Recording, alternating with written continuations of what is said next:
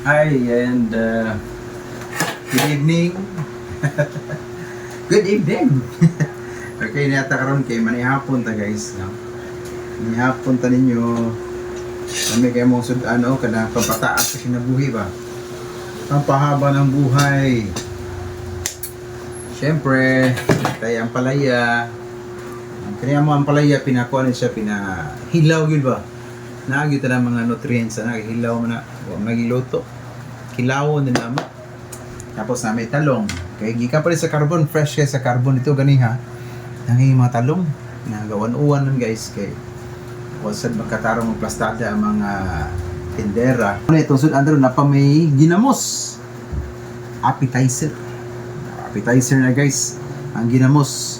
So, pampakuan sa lasa ning ato ang talong. Kaya ang talong medyo kailangan siya parat para mas malamig pag siya kaunon.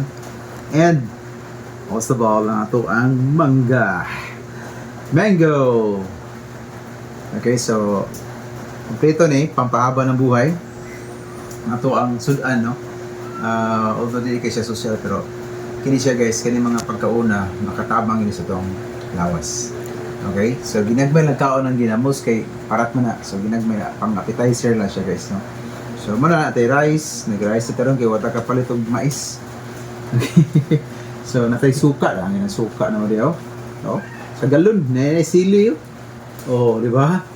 Yan na. Sili, suka nga tuba. So lami kina nga suka kay kang tuba, and then organic na kay tuba man. Lami na pang. Perting lami. Perting lami na. Lami pa na ako. Okay. So guys, manihapon to ninyo.